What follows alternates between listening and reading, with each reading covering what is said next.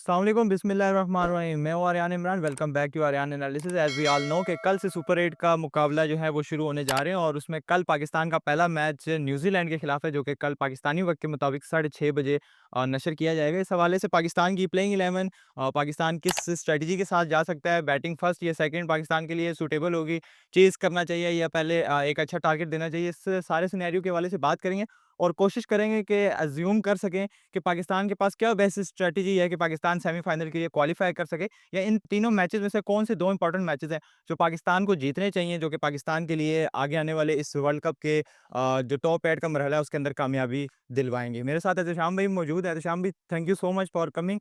मुझे ये बताएँ कि पाकिस्तान ने अपना लास्ट मैच खेला, डोमिनेट किया, लेकिन छोटी टीम के खिलाफ डोमिनेट किया। इंडिया के खिलाफ जब भी कोई अच्छी टीम आती है तो हमसे परफॉर्मेंसेज़ नहीं होती। क्या वजह है कि ये सारे जो हमारे प्लेयर्स हैं, जब कोई छोटी टीम हो तो सबकी परफॉर्मेंसेज़ आती हैं, लेकिन किसी अच्छी टीम के खिलाफ अप टू द मार्क नहीं होते? अच्छा आर्यन, एक बात तो आप ये सबसे पहले ये सामने रखें कि पाकिस्तान और इंडिया का जो मैच है ना, उसको आप स्पेशल एनालिसिस में लिया करें, क्योंकि उस मैच के बारे में हम कुछ नहीं कह सकते कि कौन सी टीम। जब पाकिस्तान ने 152 पे ऑल आउट किया था इंडिया को और 10 विकेट से पाकिस्तान वो मैच जीता था, हुँ। तो उस वर्ल्ड कप में भी हम ये समझ रहे थे, वो मतलब कि Pakistan India, making long story short, Pakistan India का वो मैच होता है जिसके बारे में हम कुछ प्रिडिक्ट नहीं कर सकते। ऑन द डे कुछ भी हो सकता है। ऐसे ऑल्दो कि मैं ज़ाती तौर पे ये यकीन रखता हूँ कि इंडिया की क्रिकेट, उनका क्रिकेट स्ट्रक्चर, उनकी तरबियत, उनका जो ग्रूमिंग है, वो पाकिस्तान से बहुत बेहतर है और वो पाकिस्तान से एक बहुत अच्छी टीम है। इस चीज़ को हमें एडमिट कर लेना चाहिए और ये हमारे लिए आसानी भी होगी कि हम हुँ, बिला वजह की उम्मीदें नहीं लगाएँगे। ऐसे ही है। लेकिन इंडिया-पाकिस्तान के वर्ल्ड कप के मैच को आप उसको एक स्पेशल सर्कमस्टेंसेस में रखा करें। बाकी जो मैचेज़ हैं पाकिस्तान के बाकी टीम से, जैसे कल न्यूज़ीलैंड के साथ मैच है, हुँ, उसको हम नॉर्मल उसमें लेते हैं और उसमें हमें टीम बाय टीम जाना चाहिए कि पाकिस्तान अच्छी टीम है या न्यूज़ीलैंड अच्छी टीम है या क्या-क्या सर्कमस्टेंसेस आ सकते हैं। नामीबिया का आपने तज़किरा किया, वो तो ऑब्वियसली एक नॉन टेस्ट प्लेइंग नेशन है और वो एक मिनो टीम है, तो उसके उस वो तो एक प्रिडिक्टेड था कि पाकिस्तान एक अच्छे मार्जिन से वो मैच जीत सकता है। अब हुँ, कल से जो मरहला शुरू हो रहा है, उसमें सारी टीमें जो हैं वो बहुत स्ट्रॉन्ग है। ज़िम्बाब्वे को हम कह सकते हैं कि उन्होंने आउट ऑफ द बॉक्स जाके परफ़ॉर्म किया और उन्होंने ऐसे ही है। सुपर 8 के लिए क्वालीफ़ाई किया है। ख़ैर वो दूसरे ग्रुप में है। पाकिस्तान के ग्रुप में पाकिस्तान, न्यूज़ीलैंड, ये वो टीमें हैं जो कि जिनको हम team by team on on the day क्या सर्कमस्टेंसेस हैं, क्या सिचुएशन है, उस हवाले से हम कर सकते हैं और मुझे लगता है कि पाकिस्तान अगर अच्छी स्ट्रैटेजी के साथ जाता है, हुँ। अच्छी टीम के साथ जाता है, अच्छे कॉम्बिनेशन के साथ साथ जाता है, तो why not we can beat New Zealand. अच्छा, मैं आपसे एक क्वेश्चन करूँगा। पाकिस्तान के जो हेड कोच हैं माइक हसन साहब, पिछले साल 2-3 सालों से इस्लामाबाद यूनाइटेड के हेड कोच रहे हैं और उनका एक माइंडसेट है कि ज़्यादा से ज़्यादा ऑलराउंडर्स को खिलाया जाए टीम के अंदर, तो ज़्यादा स्टेबिलिटी आ सकती है टी20 के अंदर। तो कल एक ऑलराउंडर जो कि इस्लामाबाद यूनाइटेड के कैप्टन है, शादाब खान, प्रेस कॉन्फ्रेंस के लिए आए आफ्टर द मैच और उनसे एक क्वेश्चन हुआ related to Pakistan versus India match, उनकी परफॉर्मेंसेस के ऊपर। तो उनका ये कहना था कि जब से मेरी वापसी हुई है तो मेरी परफॉर्मेंसेस ठीक है। एक आधा ओवर मेरा बुरा गया है जिसके ऊपर क्रिटिसिज़्म किया जा रहा है और फिर उनसे ये क्वेश्चन हुआ कि एक्स क्रिकेटर्स जो हैं वो आप सबके ऊपर क्रिटिसिज़्म कर रहे हैं, तो उनके लिए क्या आपका जवाब है या आप उनको क्या कहना चाहेंगे? तो उन्होंने बड़े रूथलेस तरीके से ये बात की कि जो हमारे एक्स क्रिकेटर्स हैं उन्होंने भी कभी इंडिया को टी20 वर्ल्ड कप्स में नहीं हराया। हम वो टीम है जिसने 2021 के टी20 वर्ल्ड कप में इंडिया को हराया था। ठीक है, ऑन द डे हमसे भी परफॉर्मेंसेस नहीं हुई, लेकिन जो एक्स क्रिकेटर्स हमारे ऊपर बात करें as far as world cup concern, उन्होंने भी कभी इंडिया के खिलाफ मैचेस नहीं जितवा के दिए वर्ल्ड कप के अंदर। उसके ऊपर आप क्या रोशनी डालेंगे? अच्छा, मैं रोशनी तो इस पे क्या डालूँगा, इस पे क्या रोशनी, शादाब ने जितनी रोशनी डाली मेरे ख़्याल में इतनी काफ़ी है। शादाब, और ना सिर्फ शादाब बल्कि जितना लॉर्ड था ना, बाबर आज़म, शादाब, रिज़वान, इनका एक एटीट्यूड का मसला था हुँ, यार। इन्हें लगता था कि इनकी ग्रूमिंग इस तरह से की गई थी या इनको टीम में इतना मुसलसल बुनियादों पे रखा गया था, इनको लगता था कि ये रिप्लेसेबल नहीं है, हुँ, ये इर्रिप्लेसेबल है। तो उसकी वजह से इनके अंदर एक साइकी डेवलप हो गई है कि कोई तनकीद करता रहे, कोई कुछ कर ब ब जो मर्ज़ी कहता रहे, हमने अपने तरीके से खेलना है। हुँ। ऑल्दो कि ये बात दुरुस्त नहीं है, सीनियर्स को अगर उन्होंने ये जवाब दिया है तो ये मुनासिब नहीं है। मेरे ख़्याल में ना 80s और जब इमरान खान पाकिस्तान के कैप्टन थे और जब वसीम अकरम और वक़ार यूनुस साहब, और ये टीम बख्तर थी साहब। पाकिस्तान की पीक, जो प्राइम टीम थी, उस वक़्त इंडिया के लिए एक बड़ा इवेंट होता था कि वो पाकिस्तान को वर्ल्ड कप में हरा दे या बायलैटरल सीरीज़ में हरा दे। तो अब सूरत-ए-हाल बिल्कुल उसके ऑपोज़िट हो चुकी है। पाकिस्तान के लिए बड़ा इवेंट होता है कि पाकिस्तान इंडिया को हराओ, उनके लिए तो एक नॉर्मल चीज़ है, वो हर वर्ल्ड कप में पाकिस्तान को हरा के चले जाते हैं। लेकिन ये पाकिस्तान के लिए एक इवेंट होता है कि पाकिस्तान इंडिया को हरा दे। अब कल पाकिस्तान का न्यूज़ीलैंड के खिलाफ मैचेज़ है।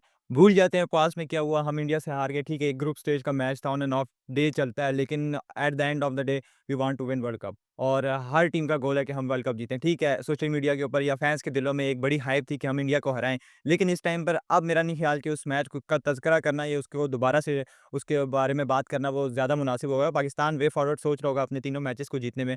न्यूज़ीलैंड की अगर टीम देखें तो 5 टी20आई मैचेज़ उन्होंने अभी इस वर्ल्ड कप से पहले इंडिया के खिलाफ खेले और इंडिया ने डोमिनेट किया है। चाहे वो उनके बैट्समैन हों, चाहे उनके बॉलर्स हों, अच्छी लाइन ऑन लेंथ पे बॉलिंग की। पाकिस्तान किस स्ट्रैटेजी के साथ जा सकता है? कैसी प्लेइंग 11 बना सकता है? क्योंकि हमारा न्यूज़ीलैंड के खिलाफ वर्ल्ड कप में या आईसीसी के इवेंट्स में बड़ा अच्छा रिकॉर्ड है। आप क्या समझते हैं कि पाकिस्तान को कल कैसी स्ट्रैटेजी बनानी चाहिए या क्या प्लेइंग 11 होनी चाहिए? मैं समझता हूँ आर्यन कि न्यूज़ीलैंड के मुकाबले में Pakistan is at a better position. आप मुझसे इख्तिलाफ़ कर सकते हैं, लेकिन मैं ये इसलिए कह रहा हूँ, उसके कुछ पर्सपेक्टिव्स हैं, मेरी कुछ लॉजिक्स हैं। हुँ, वो ये है कि पाकिस्तान के पास एक अच्छा स्पिन अटैक है ऑब्वियसली और न्यूज़ीलैंड हमेशा से स्पिन अटैक के स्पिनर्स खिलाफ ऊपर से वल्नरेबल रहा है। ठीक हो गया। तो इस वर्ल्ड कप में अगर आप मुवाज़ना करेंगे, तो स्टिल मैं कहूँगा कि पाकिस्तान का स्पिन अटैक इस वर्ल्ड कप में सबसे अच्छा है। तो मैं पाकिस्तान को मशवरा दूँगा कि आप अपने स्पिन की जो पूरी ताकत है उसको यूटिलाइज़ करें, स्पिन के साथ जाएँ, एक प्राइम टाइम फास्ट बॉलर आप खिलाएँ, हुँ। प्रीमियर फास्ट बॉलर आप बॉलर को बेशक ना खिलाएँ। तो लेकिन एक फास्ट बॉलर आपकी और फिर फ़हीम अशरफ आ अच्छा, अब आपको मैं यहीं पे इंटरप्ट करूँगा।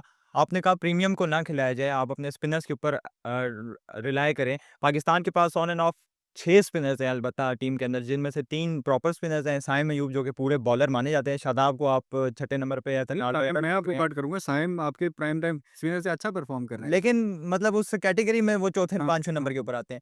अब अगर हम स्पिनर्स पे रिलाय करते हैं, तो जैसे हमने इंडिया वाले मैच में देखा कि आगा ने ऊपर से विकेट निकाल के दी। सारा जो प्रेशर इंडिया के ऊपर बना हुआ था, वो शाहीन ने आके गिरा दिया। जी। तो अब वे फॉरवर्ड आपने कल के मैच में परसों में सलमान मिर्ज़ा को खिलाया, उन्होंने भी अच्छी बॉलिंग की। अब क्या नसीम शाह को चांस देना चाहिए या पाकिस्तान को सलमान मिर्ज़ा के साथ इस मैच में जाना मैं ये चाहिए? समझता हूँ आर्यन, हुँ, मेरा मशवरा अगर कोच मानते हैं हुँ, और कैप्टन मानते हैं, तो आप इस प्लेइंग 11 को चेंज ना करें। ठीक है। अनचेंज्ड प्लेइंग 11 के साथ जाएँ। जैसे आपने वो ऑलराउंडर्स वाली बात की हुँ, ना, वो बड़ा एक ज़बरदस्त फैक्टर है जो पाकिस्तान। अब देखिए, साइम अयूब एक फुल टाइम नंबर 1 ऑलराउंडर हैं इस टाइम राइट, टी20 के।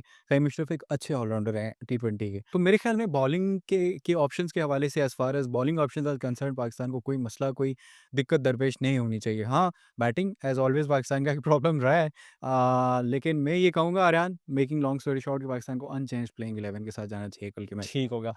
काफ़ी बातें हो रही हैं इस वक़्त सोशल मीडिया के ऊपर, हमारे एक्स क्रिकेटर्स ये बात कर रहे हैं, शाहिद अफरीदी साहब ने भी ये बात की कि साइम अयूब से एज़ एन ओपनर परफॉर्मेंसेज़ नहीं आ रही, उनका primary role with the bat है। हमें उनकी बॉलिंग या फील्डिंग बाद में चाहिए, लेकिन हम उन्हें एज़ अ बैट्समैन डोमिनेट करता हुआ देखना चाहते हैं।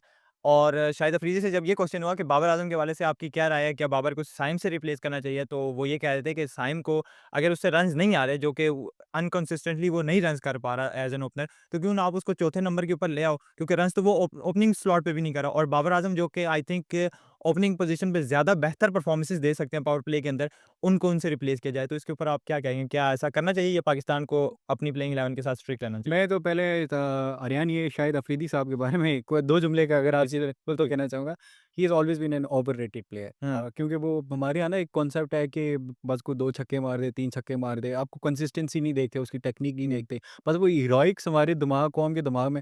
अफरीदी साहब जो है ना, वो एज़ अ हीरो वो 2-3 छक्के आके मार के आउट होके चले जाते थे। तो वो मेरे ख्याल में Aryan, you may disagree with me, लेकिन हुँ, उनके अंदर क्रिकेटिंग सेंस भी उस तरह से नहीं है, जिस ठीक तरह है, से इंटरनेशनल प्लेयर को जो कैप्टन रहा हो कौमी टीम का, उसके अंदर होनी चाहिए। ओके, तो उनके मशवरों को तो मेरे को खातिर में नहीं लाता ख़ास। हाँ, बाबर का जहाँ तक ताल्लुक है, बाबर आज़म को आर्यन, मेरे ख़्याल में खुद ये बात समझनी चाहिए कि मॉडर्न डे टी20आई क्रिकेट के वो बैट्समैन इज़ नहीं नो है, मोर एन। ऐसे ही है। उनको ग्रेसफुली ये बात खुद समझ के तो अपनी जो बाकी व्हाइट बॉल क्रिकेट है या रेड बॉल क्रिकेट है, उस पे फ़ोकस करना चाहिए। लेट द अदर जो यंगस्टर्स हैं आपके, साइम का प्राइमरी रोल ओपनिंग बैट्समैन ही है। ऐसे ही है। And he has always been performing as an opening batsman. Australia के खिलाफ, ऑस्ट्रेलिया में आपकी उनकी परफॉर्मेंसेज़ ऐसे ही है। देख लें, साउथ अफ्रीका के अगेंस्ट आप उनकी इंजरी से पहले एक अलग किस्म के साइम अयूब आयुब थे थे। बाद और में लेकिन still he is a very, very good ऐसे ही है। Opening batsman. तो मैं उनको ओपन करना चाहिए। उनके साथ साहिबज़ादा जो कॉम्बिनेशन इस टाइम पाकिस्तान का नामीबिया के अगेंस्ट था, मेरे ख्याल में कोई उसमें बेहतरी आप नहीं ला सकते अगर आप उसमें चेंज करें। ठीक है। अब as we all know Sri Lankan conditions हैं, पाकिस्तान को ज़्यादा सूट करती हैं, कोई 2-250 वाला पिच नहीं है। 170-75 के ऊपर एक अच्छा टारगेट आप डिफेंड भी कर सकते हो, अगर आपने चेज़ करना है तो उसके पीछे भी पाकिस्तान जा सकता है। पाकिस्तान टाइप ऑफ क्रिकेट जो है वो हमें श्रीलंका में देखने को मिलती है। अब न्यूज़ीलैंड के खिलाफ अगर पाकिस्तान टॉस जीतता है, पाकिस्तान को क्या बैटिंग करके एक टारगेट की तरफ जाना चाहिए या चेज़ की तरफ? क्योंकि हमेशा चेज़ में पाकिस्तान के बैट्समैन लड़खड़ाए हैं।